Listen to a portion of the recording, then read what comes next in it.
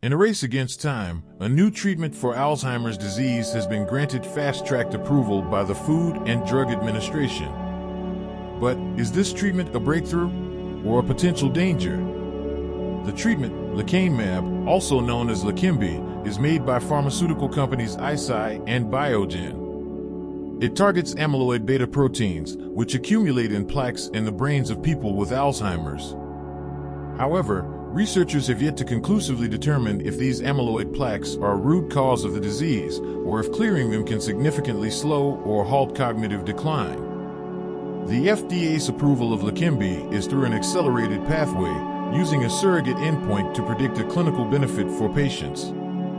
The surrogate endpoint in this case was Leqembi's ability to reduce amyloid beta plaques in the brains of Alzheimer's patients. But the significance of this and the drug's efficacy are still uncertain. In a phase 3 clinical trial, lecanemab only slightly slowed cognitive decline in patients with early Alzheimer's. Dr. Madhav Thambizity, a neurologist and senior investigator at the National Institute on Aging, said that the drug's ability to clear amyloid plaques was exciting from the perspective of a scientist. But, from the perspective of a physician caring for Alzheimer's patients, the difference between Leqembi and placebo is well below what is considered to be a clinically meaningful treatment effect.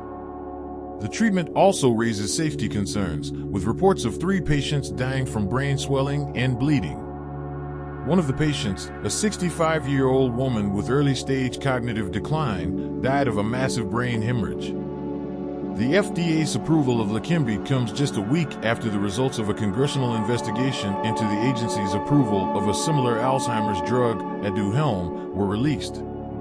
The data on Aduhelm was even less conclusive than Leqembi's, raising questions about the FDA's decision-making process. As the clock ticks for those suffering from Alzheimer's, the race for a treatment continues. But is this new treatment the answer we've been waiting for, or a potential danger? Only time will tell. Thanks for watching. Make sure to like, comment, and subscribe. And you can watch another video just like this one by clicking the card on your screen.